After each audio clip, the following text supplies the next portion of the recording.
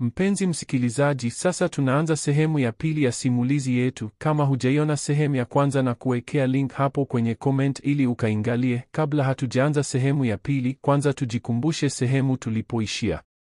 Zara ni msichana aliyetupwa msituni na mama yake mzazi kwa sababu ya maumbile ya shingo yake iliyokuwa ndefu sana, lakini kwa bahati nzuri aliokotwa na bibi mmoja aitwaye Dina. Alimlea kwa upendo sana tangu akiwa mchanga hadi akawa mkubwa.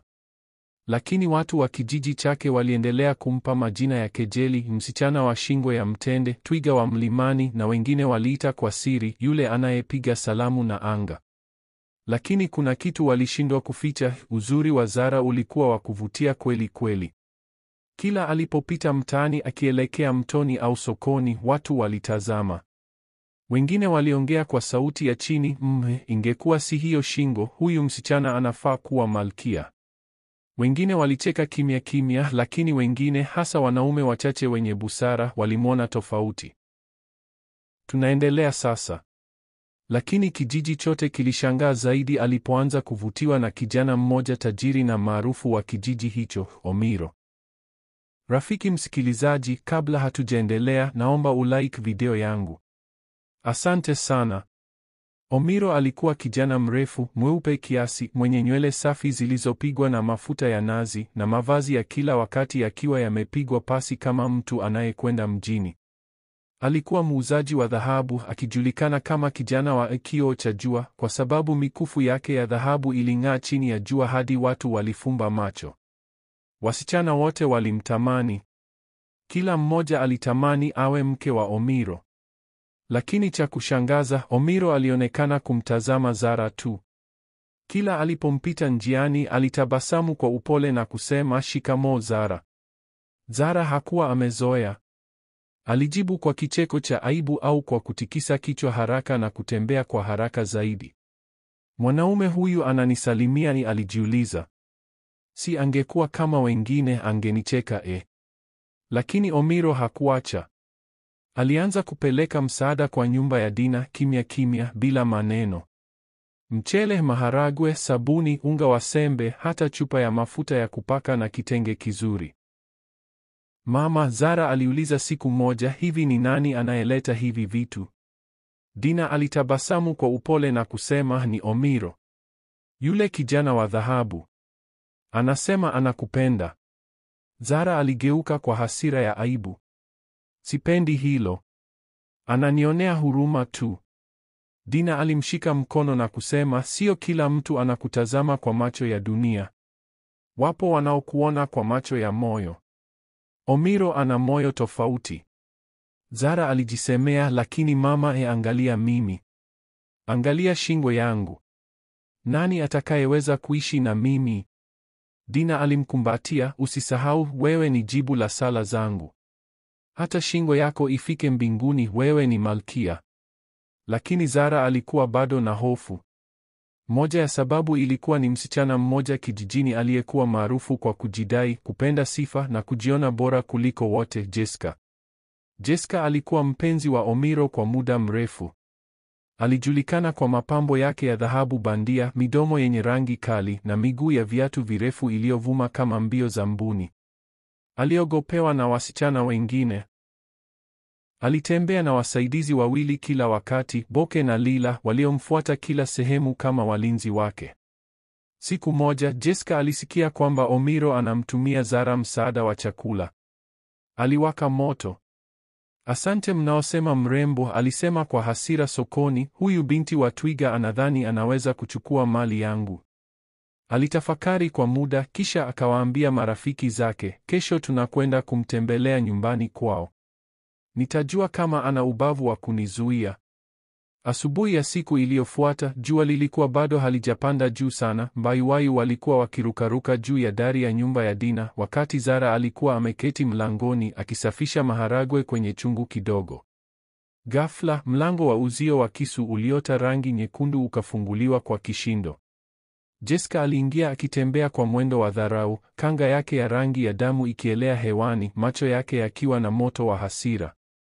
Alikuwa ameandamana na Boke na Lila, waliokuwa wakimfuata kwa mikono mikononi kama walinzi wa kifalme. Walipofika mbele ya nyumba ya Dina, Jessica alipiga makofi matatu ya dhihaka. Hee, hapa ndipo twiga anakaa Zara alisimama taratibu akishangaa. Macho yake yalikuwa na hofu, lakini hakukimbia. Alishika pembeni ya sketi yake akaangalia chini.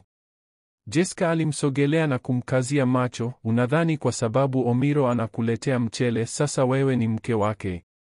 Boke aliongeza, wewe na shingo yako mrefu mtamaliza chakula chake kabla hata ya ndoa. Lila akacheka kwa sauti ya juu, anapaswa kuolewa na twiga mwenzake, si binadamu. Zara alibaki kimya. Macho yake yalianza kujawa na machozi. Mama aliongea kwa sauti ya chini sana, tafadhali waambie waondoke.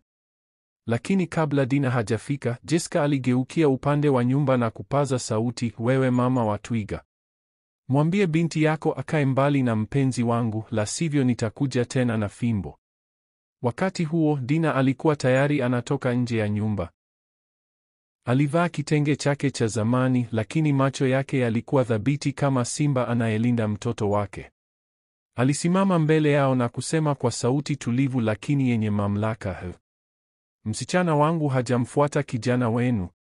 Ni Omiro anayemleta chakula. Hatukuomba chochote. Jessica akacheka kwa kejeli, bila shaka. Pengine Omiro anapenda viumbe wa porini, anapenda kuwa kutoka hifadhi ya taifa. Na wewe mama, kama unapenda wanyama hivi, basi nenda kafuge tumbili. Zara hakuweza kuvumilia tena. Alilia kwa sauti, tafadhali ondokeni. Lila alicheka tena, ahaa. Twiga analia. Boke aliongeza, mmekwisha. Tunarudi, lakini mara ya pili si kwa maneno. Walipogeuka kuondoka, Jessica alirusha maneno ya mwisho, msijidanganye. Kaa mbali na mpenzi wangu au nitakufundisha adabu kwa fimbo. Zara alikimbia ndani akajifungia chumbani kwake, akalia kwa maumivu yaliyokuwa hayasemeki. Machozi yalimtiririka na moyo wake uliumia kwa njia mpya, si kwa kejeli ya watu, bali kwa huzuni kwamba hakuwa na sauti ya kujitetea. Dina aliingia ndani taratibu, akaketi pembeni yake kwenye mkeka. Hakusema chochote mara moja. Aliushika mkono wa Zara na kusema kwa upole, mwanangu, usikubali maneno ya watu kuwa kioo cha nafsi yako. Watu wanaweza kuwa wakatili kwa wale wasiowaelewa. Lakini wewe ni mrembo ndani na nje. Zara alilia kwa sauti ya kuumwa, mama, kwa nini niliumbwa hivi? Kwa nini mama yangu mzazi aliniacha? Labda alikuwa sahihi. Dina alipigwa na maumivu kama sindano moyoni, lakini aliendelea kuongea kwa sauti thabiti. Hapana Zara. Mama yako mzazi alipoteza almasi na hakujua. Dunia inaweza kucheka leo, lakini siku moja watajua ni nani wewe. Usiku huo Zara alikaa kitandani kwa muda mrefu akitazama dari la udongo. Machozi yalikuwa yamekauka usoni, lakini ndani moyo wake bado ulilia. Aliinuka na kwenda kona ya chumba chake ambako kulikuwa na kioo kidogo kilichopasuka pembeni. Alisimama mbele ya kioo hicho na kutazama uso wake. Aliona macho mazuri, uso wa huruma, lakini shingo hiyo ilikuwa pale, ya ajabu, ya kuvutia, ya kuvuruga amani. Aliinama mbele, akapepesa macho, akasema kwa sauti ya kukata tamaa, laiti ningeweza kuikata. Lakini kabla hajamaliza, Dina alikuwa tayari amesimama nyuma yake. Alimshika mabega kwa upole, akamgeuza, akamkumbatia kwa nguvu. Usiwahi kusema hivyo tena. Unajua wanawake wangapi wanaomba kupata mtoto kama wewe? Unajua ni mara ngapi nililia kwa Mungu nikiwa nimepiga magoti, hadi siku Mungu aliposema, ninakuletea Zara. Wewe ni zawadi. Hiyo shingo yako, kama wengine wanaita laana, kwangu ni baraka. Zara alimtazama, wewe hujali shingo yangu? Dina alicheka kidogo, akamshika kidevu na kusema, siangalii shingo yako. Ninatazama moyo wako.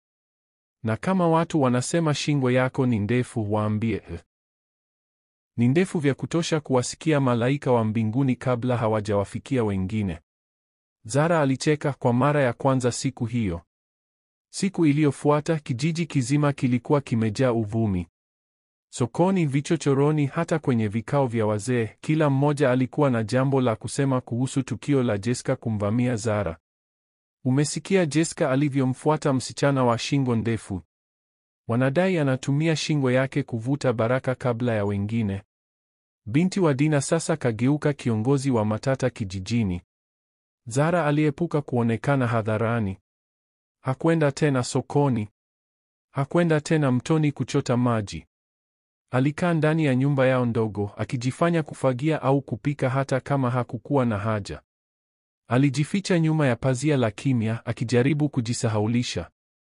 Lakini Omiro hakusita. Wiki hiyo hiyo alituma gunia la mchele, debe la maharagwe, lita 5 za mafuta ya alizeti, sabuni 5 za unga, pakiti ya chumvi, sukari na pia kitenge kipya cha wat chenye rangi za dhahabu na kijani kwa Dina. Mama, Zara aliuliza, huyu kijana ana maana gani na haya yote? Dina alitabasamu akipanga vyakula kwenye chombo cha plastiki. Zara, huyu kijana anaonekana kukupenda kwa kweli. Hakujali kelele za watu. Anaongeza msaada badala ya kuacha. Mimi sitaki chochote kutoka kwake, alisema Zara kwa sauti ya upole lakini iliyojaa msisitizo. Binti yangu, Dina alisema, mpaka lini utajifungia kwenye kona yako ya maumivu? Kila mtu ana haki ya kupendwa. Na huyu kijana haangalii shingo yako. Anaangalia moyo wako. Zara alitazama chini akasema, lakini mimi si kama wale wasichana wengine. Mimi si wa aina ya kuolewa na kijana kama yeye. Kijiji kizima kinaniona kama mzaha. Jioni moja, Dina alipokuwa akiosha majani ya kisamvu nyuma ya nyumba, Zara alisikia hodi ya upole mlangoni. Hodi, samahani. Zara alitembea kwa vidole hadi pazia na kuangalia kwa siri. Ni Omiro. Alikuwa amesimama akiwa amevaa shati jeupe lililopigwa pasi, suruali ya kaki na viatu vya ngozi. Alikuwa amebeba kikapu kidogo cha mikono kilichosukwa kwa nyasi na kupambwa na utepe wa kijani. Zara alirudi haraka ndani, moyo wake ukipiga kwa kasi. Mama! Mama! Yuko hapa! Dina alikimbia kwa haraka huku mikono yake ikiwa bado na maji. Nani yuko hapa? Omiro! Zara alijibu kwa sauti ya kushuka.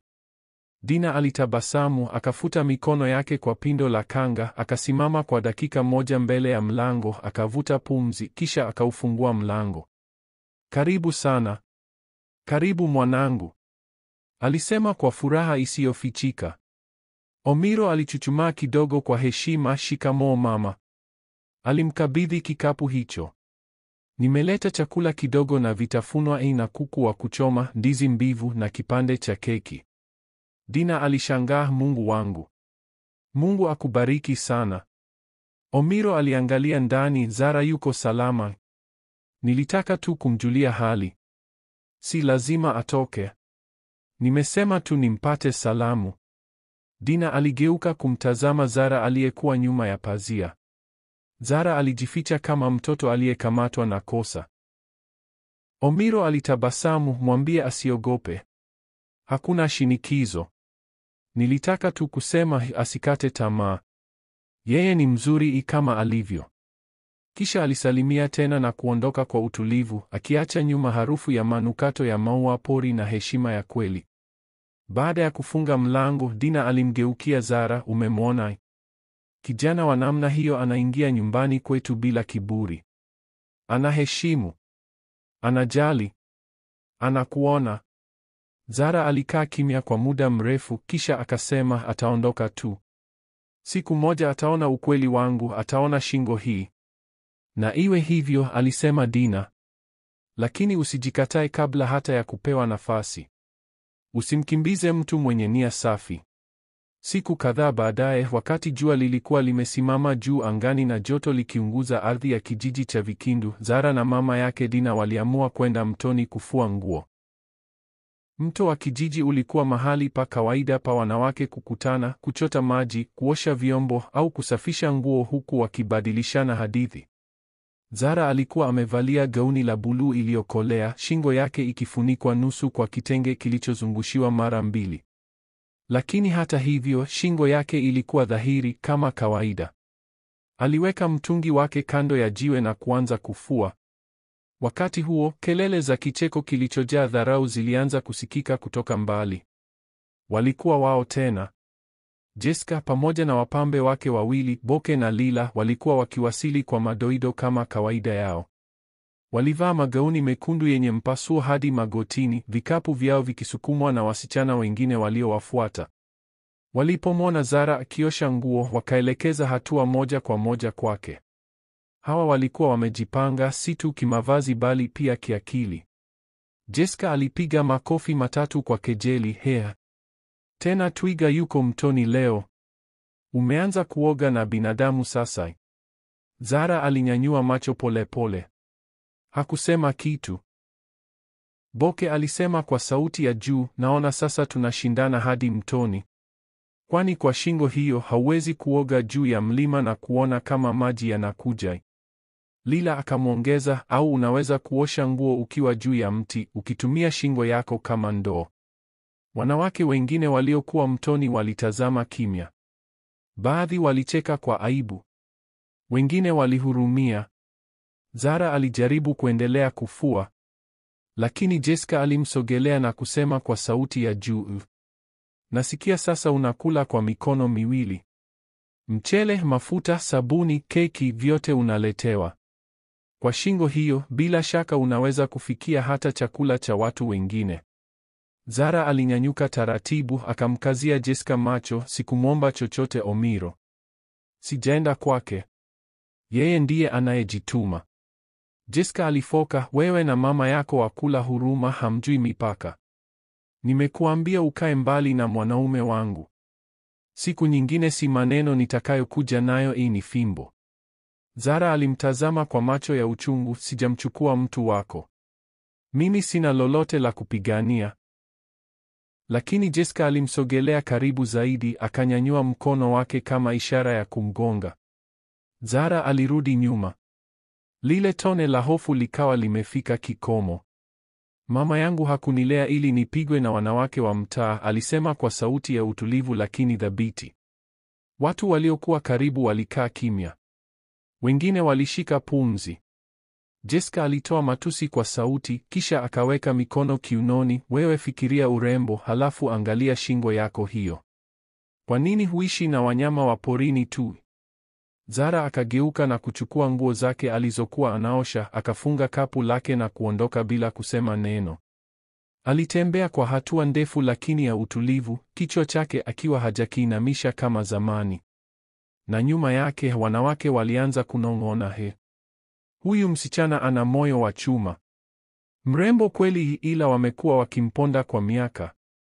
Lakini tofauti na nyakati nyingine, watu wengine sasa walianza kumwonea huruma na hata kumheshimu.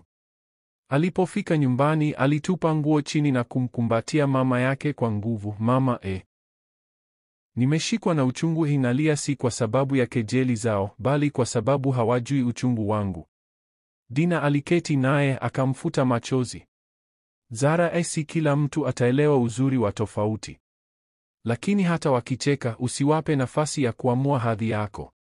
Wewe si mzaha, wewe ni zawadi. Zara alilia kwa muda kisha akanyamaza. Sauti ya mama yake ilikuwa tiba kwa kila kidonda ndani ya roho yake. Baada ya tukio lile la mtoni, kijiji cha Vikindu kiliwaka moto wa maneno. Sauti za masimulizi zikawa kila kona, sokoni, mtoni, kwenye kivuli cha mninga hadi kwenye vijiwe vya kahawa. Jessica alitaka kumpiga Zara mtoni. Huyu msichana wa shingo ndefu ana roho ya chuma kweli. Na bado Omiro anaendelea kumpenda. Watu wakaanza kugawanyika. Wapo waliomsema kwa wivu na wengine wakaanza kuona uzuri na thamani ya msichana waliomcheka kwa miaka mingi. Wakati huo huo, Omiro aliendelea kuwa na moyo wa kupenda, si kwa kelele bali kwa matendo. Kila wiki alituma vyakula zaidi. Mchele wa gunia ukawa maradufu. Unga wa ugali ukawa mara 2. Kanga za mama Dina zikaongezeka. Hata sabuni za mrembo wa kujipaka zilianza kuletwa. Siku moja alituma pia kiboksi kidogo cha zawadi.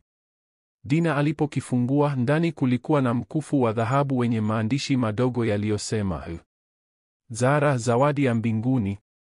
Mama, Zara alisema kwa sauti ya chini, anamaanisha nini sasa? Dina alitabasamu na kusema, binti yangu, huyu kijana anakupenda. Sio mzaha tena. Anajua thamani yako. Umevumilia zaidi ya mwaka. Na sasa Mungu amekuletea mtu anayekuona jinsi nilivyokuona siku ya kwanza. Zara alitetemeka. Alijawa na hofu. Mama, hata akikubali shingo yangu, kijiji kizima kitamcheka. Nitakuwa mzigo kwake. Zara, Dina alishika mkono wake. Kupendwa si swala la mwili. Ni moyo. Na moyo wako umebarikiwa. Kama hataki aibu angekuacha zamani. Lakini bado yupo.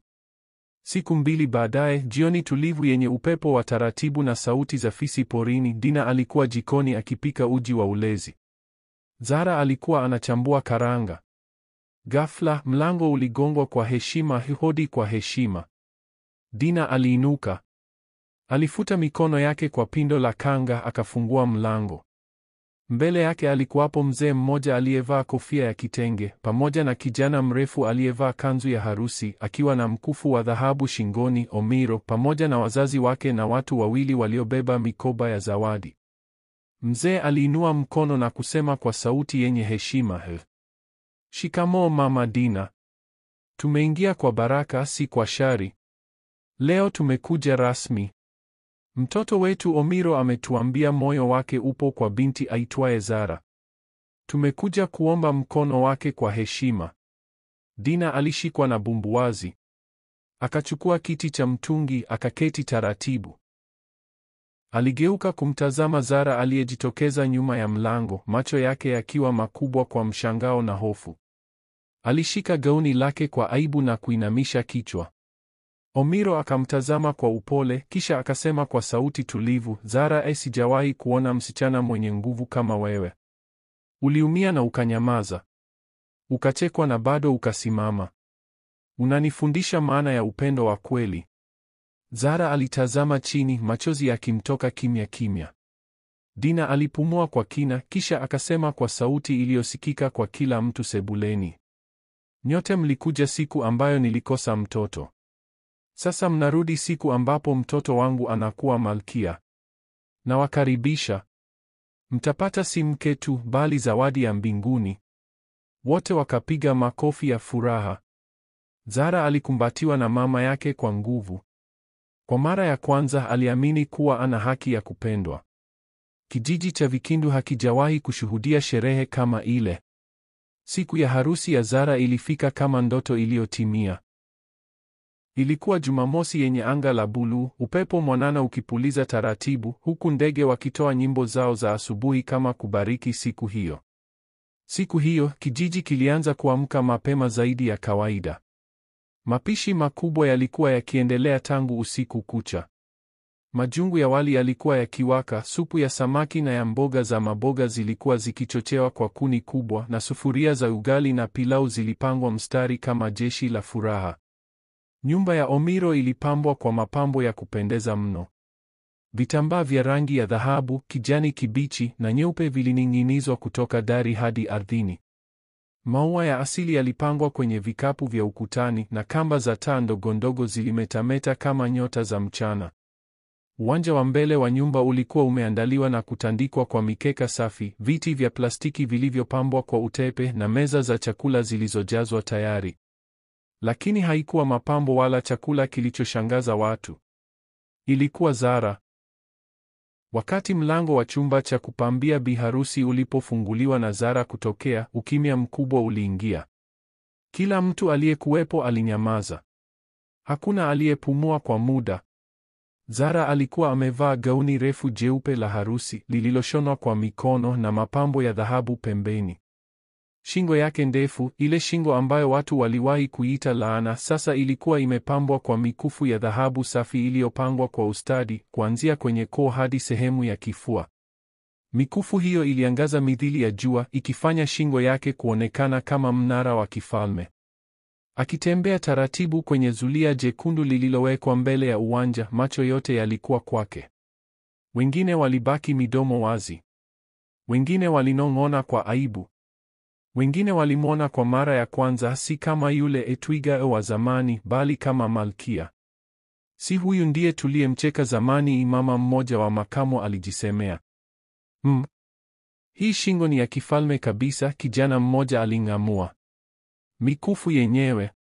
Hakuna hata malkia wa mjini anayavaa hivyo. Zara alitembea polepole kwa utulivu wa paka wa kifalme, uso wake ukiwa na tabasamu tulivu na la ndani kabisa. Alimfikia Omiro ambaye alikuwa amesimama mbele ya meza ya harusi, akiwa amevaa kanzu nyeupe na shati la silk la kijani lililomeremeta.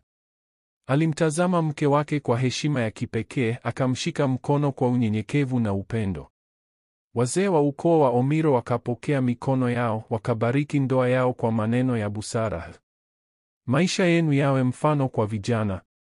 Mapenzi yenu yawe kivuli cha wale waliokosa na nuru ya wale waliokata tamaa. Kisha zikafuatia. Wengine walijaribu kumpa mkono wa pongezi, lakini Zara alitabasamu tu kwa heshima na akaendelea kushikilia mkono wa Omiro, akionyesha kwamba alikuwa na furaha ya kweli. Jessica, ambaye alikuwepo kwenye sherehe hiyo kwa hiari au kwa presha ya mama yake, aliketi nyuma ya watu, akiwa amevaa shungi lililofunika uso wake nusu. Macho yake yalionyesha masikitiko. Alimwona Zara akipita mbele yake akiwa mrembo kupita hata yeye mwenyewe. Alijua moyo wake ulijaa wivu na majuto. Baada ya sherehe ya ndoa, Zara na Omiro walihamia kwenye nyumba yao mpya ya kifahari. Ilikuwa nyumba kubwa ya kisasa iliyokuwa imeezekwa kwa mabati mekundu yaliyometameta. Sakafu ilikuwa ya marumaru safi. Jikoni kulikuwa na jokofu, gesi, sinki linalotoa maji ya bomba na meza ya mbao ya kisasa. Watu wa kijiji walishangaa. Huu si mtaa wa kawaida. Mtoto wa Dina amekuwa malkia. Wale waliomcheka zamani walituma watoto wao wakapige hodi. Bi Zara, mama kasema tutakusaidia kufagia jiko. Bi Zara, naweza kusaidia kuchota maji? Zara alitabasamu kwa upole. Aliwakubali, aliwakaribisha, lakini alijua marafiki wa kweli ni wachache. Alimwambia mama yake Dina, sitawahi kuwasahau waliokuwa nami wakati hakuna aliyeamini nami. Na sasa kijiji kilianza kubadilika. Watu walipoona jinsi Zara alivyopokea watu kwa upendo, walijifunza. Walitambua kwamba tofauti si laana, bali ni neema ya aina nyingine. Zara alianzisha kikundi cha kusaidia wasichana waliodhulumiwa na kudharauliwa. Alifungua kituo kidogo cha ufundi kwa wasichana waliokataliwa, akiwaambia kila mmoja, ukiwa tofauti, hiyo si sababu ya kujificha. Ni sababu ya kusimama. Na kila alipokwenda sokoni sasa, watu walipiga magoti kumpa nafasi. Watu walimuita kwa heshima, Mama Zara, Malkia wa shingo ya dhahabu. Na mara nyingi alipokuwa akitazama kwenye kioo chake cha chumbani ambapo zamani alitamani shingo hiyo ipotee, sasa alitabasamu na kusema kwa sauti ya moyoni, shingo hii imeniletea dunia yangu. Hadithi hii inatufundisha kuwa tofauti zetu si laana bali ni zawadi ya kipekee, na kwamba thamani ya mtu haipimwi kwa mwonekano wa nje bali kwa moyo wake wa ndani. Na wale wanaokudharau leo wanaweza kuwa wa kwanza kukupongeza kesho. Kama umefurahia hadithi hii, naomba ulike video yangu ili na mimi nifurahi. Pia niambie kwenye comment kama unataka nikuwekee part 3, yaani sehemu ya 3 ya hadithi hii. Asante sana.